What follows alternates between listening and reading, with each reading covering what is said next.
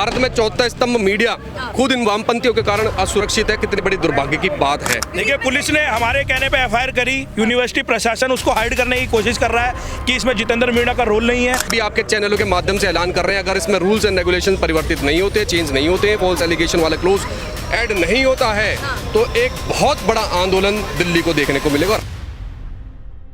College प्रशासन को जितेंद्र मीणा के द्वारा करे हुए दुष्कर्म, महिला पत्रकार के साथ बदतमीजी करने वाले लोगों के मॉब को लीड करने की वजह से और देश की राजधानी में जिस तरीके से नारी के साथ बदतमीजी हुई, उस सब की एक लिखित कंप्लेंट देने कॉलेज को आए पीसफुल तरीके से। और इसके साथ साथ हमने कॉलेज को कुछ दिनों का वारंट के रूप में, अल्टीमेटम के रूप में बोला गया है कि आप इस पर कार्रवाई करें। यदि कार्रवाई नहीं होती तो ये पीसफुल तरीके से आने वाला प्रोटेस्ट छात्र जमुना पार व पूरी दिल्ली या देश के महिलाओं के सम्मान में उतर के रोडों पे आएगा, व फिर कोई कॉलेज की संकल्प और प्रशासन हमें रोक नहीं पाएगा। हाँ, लेकिन एक सवाल खड़ा होता है सर, देखिए जिस तरीके से रुचि तिवारी पे हमला किया गया, उसके बाद तमाम पत्रकार हैं इस तरीके के जो कहा जाए कवरेज करने से भी डर रहे हैं कि उनके साथ भी ऐसा कुछ ना हो जाए। इस तरीके का माहौल बना हुआ है, एक नैरेटिव सेट किया जा रहा है, जहाँ पे एक अंजलि है जो स्टूडेंट है जो उसी भगदड़ में गिर गई थी, वो एक नैरेटिव सेट कर रही है कि उनके ऊपर भी हमला किया गया है। देखिए, रुचि तिवारी पत्रकार होने से पहले देश की बेटी है, किसी की बहन है, और ये देश शुरू से युगों से, चाहे राम जी के काल की बात हो, चाहे महाभारत काल की बात हो, महिला के अपमान में हमेशा रौद्र रूप तक लेने की आवश्यकता पड़ेगी तो वो भी लिया जाएगा। और वामपंथी ताकतें जो कल तक देश को तोड़ने की बात कर रही थी, वो अगर हमारी बहन बेटियों पे नज़रें उठाने की और उनका हरेस करने का काम करेंगी तो हम लोग खुल के सड़कों पर आएंगे और जो बल पड़ेगा वो करेंगे। ब्राह्मण पत्रकारों को टारगेट करने का क्या रीजन है? ब्राह्मण पत्रकारों को टारगेट करने का रीज़न उन लोगों से ही पूछा जाए जो लोग उनको टारगेट कर रहे हैं, क्योंकि ब्राह्मण ने ना आज तक देश की किसी भी गतिविधि में प्रोटेस्ट करा। हमेशा सारी योजनाओं को स्वीकार करा गया। जिस श्यामलाल कॉलेज के अंदर वो प्रोफेसर पढ़ा रहा है, वो भी लाला श्यामलाल गुप्ता जी द्वारा दी गई ज़मीन पर बना हुआ कॉलेज है। सर, आपको लगता है कि प्रोटेस्ट के नाम पर नफरत निकाला जा रहा है, बार बार टारगेट किया जा रहा है, इसको और बढ़ाया जा रहा है, इस बवाल को यूजीसी के आड़ में कुछ और किया जा रहा है? ये नफरत ही है। ये नफरती लोग जो कि पहले जेएनयू के अंदर सीमित थे, देश को भारत तेरे टुकड़े होंगे ऐसे नारों को प्रोत्साहन करते थे, आज वो लोग दिल्ली विश्वविद्यालय के अंदर घुसने की कोशिश कर रहे हैं।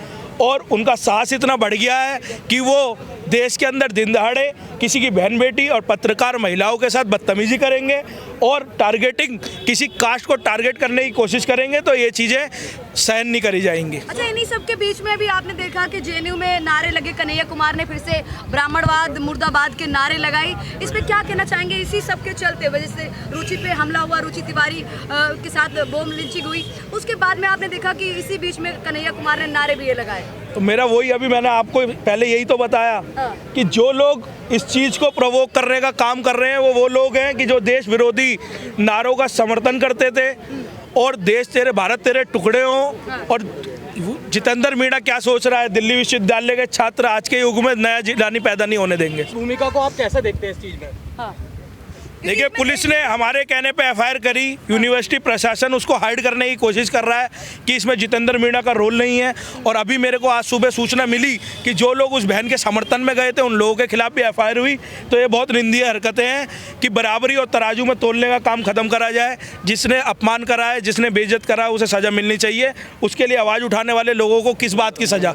अच्छा, क्या मामला दबाने की कोशिश की जा रही, क्योंकि जिन लोगों ने नारेबाजी वहाँ पे जाके की थी उसके बाद वीडियो अपलोड हुई तो उन्हीं पे एफआईआर हो गई। ये देश की राजधानी में मामला हुआ है, ये कैसे दब जाएगा? ये गांव देहात की बात नहीं है। दिन दहाड़े सार्वजनिक तरीके से दिल्ली विश्वविद्यालय के कैंपस के अंदर उस महिला के साथ जो बदतमीजी हुई है वो सबने देखी है। और जितेंद्र मीणा जो प्रोफेसर है उस बदतमीजी को करने के लिए लोगों से कह रहा है हटो, आज इसको मीडिया में आने दो और आज इसका नंगा परेड करेंगे। ये बहुत ही निंदनीय हरकत है। बोलो ना। जितेंद्र मीणा मुर्दाबाद, मुर्दाबाद, मुर्दाबाद। जितेंद्र मीणा मुर्दाबाद, मुर्दाबाद, और भी सर, क्या लगता है बिल इन सब चीजों के बावजूद बिल आएगा? क्या आप लोग चाहते हैं बिल आए, संशोधन करने चाहिए? इन सब चीजों के बावजूद भी अब सवाल हमारी जब यूजीसी में ये नए रूल्स एंड रेगुलेशंस ऐड हुए थे उस दौरान हमने प्रोटेस्ट भी करा था यूजीसी मुख्यालय के बाहर, और उस दौरान सुप्रीम कोर्ट ने उस पर स्टे लगा दिया था। हमने तब भी ऐलान करा था और अभी भी आपके चैनलों के माध्यम से ऐलान कर रहे हैं, अगर इसमें रूल्स एंड रेगुलेशंस परिवर्तित नहीं होते, चेंज नहीं होते, फॉल्स एलिगेशन वाला क्लोज ऐड नहीं होता है तो एक बहुत बड़ा आंदोलन दिल्ली को देखने को मिलेगा और हमारे माध्यम से देखने को मिलेगा। अच्छा, कई सारे ऐसे मीडिया है कर्मी है, कई सारे ऐसे मीडिया के लोग हैं, जब कोई भी प्रोटेस्ट कवर करने के लिए कोई दूसरी मीडिया जाती है तो उस पर माइक लगा देते हैं, उस पर सवाल खड़ा कर देते हैं, जैसे कि रुचि तिवारी के साथ में हुआ। एक खुद पत्रकार कहता है कि मैं ब्राह्मण समाज से आता हूं बट मैं किसी को दबाता नहीं हूँ। रुचि तिवारी पे इस तरीके के एलिगेशंस भी लगाए जा रहे हैं कि उन्होंने सवाल कुछ ऐसे कर दिए जिससे लोग भड़क गए, इस तरीके के आरोप भी लग रहे हैं। इस पे क्या कुछ? पत्रकार का आप मेरे से सवाल पूछ रहे हैं, मेरे को तो नहीं लग रहा कोई आप भड़काऊ सवाल पूछ रहे हैं। जो आपका अधिकार है सवाल पूछना, वो आप उस चीज को फॉलो कर रहे हैं। यानी एक पत्रकार अब सवाल भी नहीं पूछ सकता क्या भारत देश इस लोकतांत्रिक देश में? या पत्रकार को अपने माथे पर टैग लगाकर घूमना पड़ेगा, मैं ब्राह्मण हूँ, मैं क्षत्रिय हूँ, मैं शूद्र हूँ, तभी उसको जवाब दिया जाएगा? भारत में चौथा स्तंभ मीडिया खुद इन वामपंथियों के कारण असुरक्षित है। कितने बड़ी दुर्भाग्य की बात है। जो वामपंथ देश में अफजल जैसों को मान बताता है, देश में टुकड़े करने की बात करता है, राष्ट्र में द्रोह पैदा करने की कोशिश करता है, असंतुलन पैदा करने की सोचता है, वामपंथ जैसे देश विरोधी लोगों का अब बैठना बहुत जरूरी है। सरकार को, प्रशासन को, डीयू कैंपस को, जो भी इसमें हेड है उसको देखना चाहिए कि वामपंथ खत्म होना चाहिए, क्योंकि इसके माध्यम से देश में असंतुलन पैदा होगा। सर क्या नाम? मेरा नाम मेहुल पाराशर है। क्या कुछ कहना है जिस तरीके से ब्राह्मण को जो टारगेट किया जा रहा है आज, और माहौल ऐसा बना दिया है कि ब्राह्मण को कसूरवार ठहरा दिया? ब्राह्मण को टारगेट करने से पहले वो देश की बेटी थी और उसके साथ जो अपमान हुआ हम उसको नहीं सहेंगे। उसके लिए ही हम लोगों ने यहाँ कंप्लेंट दी है। वो प्रोफेसर इस कॉलेज का निकला है और ऐसी निंदनीय हरकतें देश के अंदर बहन बेटी के साथ कोई नहीं सह सकता। हम लोग तो बिल्कुल नहीं सह सकते। इसीलिए हम लोगों ने आज पीसफुल तरीके से कॉलेज प्रशासन को कंप्लेंट दी है और आगे उस पर अगर कार्रवाई हुई तो ठीक है, नहीं तो हम उस पर। क्या लगता है कि प्रोफेसर के ऊपर कार्रवाई होगी आगे चलकर? क्यों नहीं होगी, बिल्कुल होनी चाहिए। बिल्कुल बर्खास्त करवा के रहेंगे, नहीं होंगे तो करवा के रहेंगे। लेकिन जिस तरीके से ब्राह्मण को आज टारगेट किया जा रहा है उस पर क्या कहना है? तिलक देखकर मार रहे हैं, कलावा देखकर पीट रहे हैं। देखिए ये काम तो मुगलों ने भी करा था, तो ब्राह्मण खत्म तो हुआ नहीं। सुनने में आया औरंगजेब जनेऊ और चोटियों को पता नहीं कितने टन देख के मंदिरों का जब विनाश कर रहा था। ब्राह्मण ऐसी कौम है तब से लेकर आज तक सनातन और देश के हित में सोचती आई है और अच्छी विचारधारा को ना कोई खत्म कर सकता है ना कोई मार सकता है। स्वर्ण समाज एकजुट हो गया है इस पे? बहन बेटी के लिए तो स्वर्ण समाज नहीं, 36 बिरादरी की आवश्यकता है। किसी की बहन बेटी है वो, और बहन बेटी को सम्मान में किसी जाति को आगे ना रखते हुए बहन बेटी के सम्मान में सबको खड़ा होना चाहिए। लड़ाई कहाँ तक चलने वाली है? क्योंकि आजकल माहौल जो है वो बहुत ही ज़्यादा खराब होता जा रहा है। स्टूडेंटों के बीच में लड़ाइयाँ देखने को मिल रही है।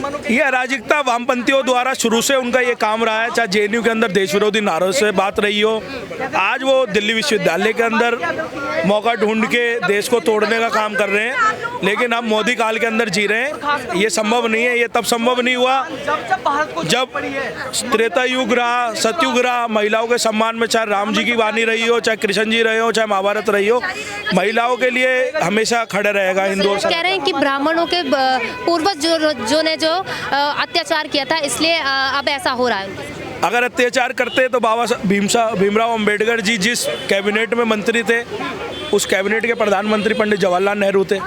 उनको जिस मराठी फैमिली द्वारा पढ़ाया गया वो फैमिली स्वर्ण समाज से थी, तो अत्याचार कहाँ हुए? उस टाइम पे इतनी डिग्री लाना ये बहुत बड़ी सौभाग्य की बात होती थी। अम्बेडकर का नाम लेकर जो है वो दुरुपयोग किया जा रहा है, उनका नाम इस्तेमाल किया जा रहा है। हाँ बिल्कुल, ये तो वामपंथी विचारधारा के लोग हैं जो देश को टुकड़े टुकड़े की बात करते हैं। वो कहाँ से अच्छी बात कर सकते हैं? वो तो हमेशा लोगों को गलती मिसगाइड करेंगे। सर क्या कुछ कहना है आपका? देखिए जितना भी ये सब प्रकरण हुआ ये बहुत निंदनीय है। मैंने उसको अच्छे से देखा है कि मॉब लिंचिंग तक का प्रयास किया गया था। मॉब लिंचिंग तक का प्रयास किया था और हम चाहते हैं कि जो जितेंद्र मीणा यहाँ प्रोफेसर है उसको बर्खास्त किया जाए, तत्काल प्रभाव से बर्खास्त किया जाए। क्या लगता है आपको कॉलेज प्रशासन जो है वो सहयोग करेगा? नहीं करेगा तो करवाएंगे। पूरा देश अपनी बहन के साथ खड़ा है। रुचि तिवारी के साथ माहौल खराब नहीं होगा। इधर से प्रोटेस्ट चल रहा है, उधर से प्रोटेस्ट चल रहा है। अरे वो तो बस नैरेटिव फैलाने का काम करते हैं। माहौल खराब नहीं, माहौल वो खराब कर रहे हैं। हम तो ठीक करने का प्रयास कर रहे हैं। ब्राह्मणवाद से आज़ादी क्यों मांग रहे हैं? वो तो आप उनसे ही पूछिएगा जो मांगना चाहते हैं। मीडिया वालों का बहुत बहुत धन्यवाद जो आज आए कवरेज के लिए।